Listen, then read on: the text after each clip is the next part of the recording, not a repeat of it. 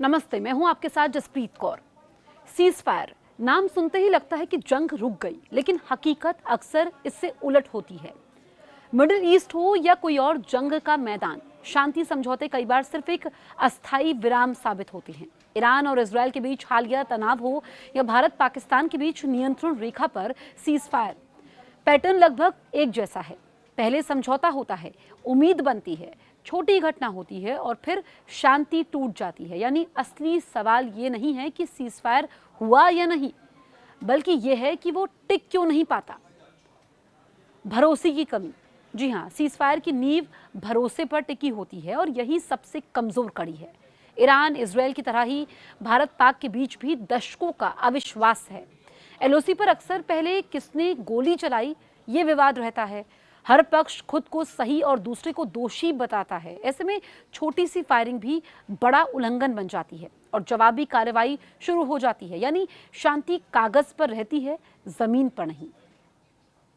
अब देखिए कि किस तरीके से यहाँ पर सीजफायर कल हुआ, लेकिन अभी भी तनाव कम नहीं हुआ है और सीजफायर कमजोर होता हुआ नजर आ रहा है।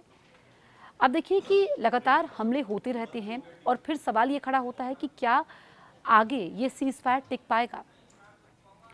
अब देखिए, जवाब देश को देना पड़ता है, क्योंकि अगर ईरान और इजरायल साथ में अमेरिका, इनको नियमों का पालन करना होगा। सीज फायर अगर टूट जाता है तो आपको बताएंगे कि फिर क्या स्थिति बनती है, क्योंकि अभी भी तनाव लगातार बना हुआ है कि भविष्य की तस्वीर क्या होगी। और हमने देखा कि कल जब सीज फायर का ऐलान हुआ तो उसके बाद कच्चे तेल की कीमतों में भी कटौती हुई और पूरी दुनिया ने राहत की सांस ली। लेकिन अब जिस तरीके से ये सीज फायर का उल्लंघन होता हुआ नजर आ रहा है, उसके बाद कई सारे सवाल खड़े होते हैं, क्योंकि सरकार के लिए सीज फायर सिर्फ सैन्य नहीं, राजनीतिक फैसला भी होता है। भारत पाक और ईरान इजरायल दोनों ही मामलों में जनता सख्त जवाब चाहती है। विपक्ष सरकार को घेरता है, सेना की भूमिका अहम होती है। अगर हमला हो जाए और सरकार शांत रहे तो उसे कमजोरी माना जाता है, अगर जवाब दें तो सीजफायर खत्म हो जाता है। इस दुविधा में अक्सर शांति पीछे छूट जाती है। गलतफहमी और इंटेलिजेंस फेलियर कई बार जंग जानबूझकर नहीं बल्कि गलत आकलन से भड़कती है।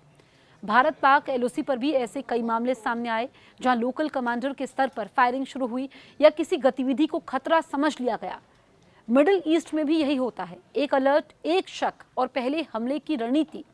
जब तक सच्चाई सामने आती है तब तक सीजफायर टूट चुका होता है। और अब आप समझिए कि कैसे इसकी जो बुनियाद है वो कमज़ोर होती है, क्योंकि सीजफायर की बुनियाद भरोसे पर टिकी होती है। लेकिन आप देखिए, अमेरिका ईरान पर बिल्कुल भरोसा नहीं करता है, पर इसमें पूरे विश्व की भलाई ये थी कि सीजफायर हो जाए। अब देखिए कि अब अगर हम देखें तो रणनीतिक ब्रेक जो होता है, क्योंकि इतिहास बताता यह है कि कई बार सीजफायर का मतलब होता है तैयारी का समय। भारत पाक के बीच भी 2003 का एलओसी सीजफायर कई साल चला, लेकिन बीच बीच में उल्लंघन होते रहे। इसी तरह मई 2023 के सीजफायर के बाद भी बॉर्डर पर छुटपुट फायरिंग की खबरें आती रही। मिडिल ईस्ट में भी यही पैटर्न है। अब कहाँ कहाँ सीजफायर टूटे ये आप समझिए। कुछ अहम उदाहरण मैं आपको देती हूँ। अब देखिए कि यहाँ पर जो सीजफायर के कुछ ही समय बाद रॉकेट हमले और जवाबी एयर स्ट्राइक हुई इजरायल और गजा संघर्ष में। और लेबनान बॉर्डर, हिजबुल्लाह इजरायल की अगर हम बात करें तो सीमित झड़पें अक्सर बड़े संघर्ष में बदलने की कगार पर, भारी ताकतों से भी उलझता है। और आपको बताएं कि अमेरिका जैसे देश मिडिल ईस्ट में बड़ा रोल निभाते हैं, जबकि दक्षिण एशिया में भी अंतर्राष्ट्रीय दबाव अहम रहता है। कहीं मध्यस्थता, कहीं प्रेशर, कहीं रणनीतिक हित। लेकिन हर बाहरी ताकत का अपना एजेंडा होता है जो शांति को और फ्रेजाइल बना देता है। तो आप देखिए, कई उदाहरण हमारे सामने हैं।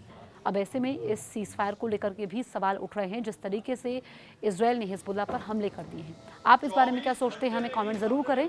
और अगर अभी तक आपने हमारे यूट्यूब चैनल को सब्सक्राइब नहीं किया है, तुरंत सब्सक्राइब करें।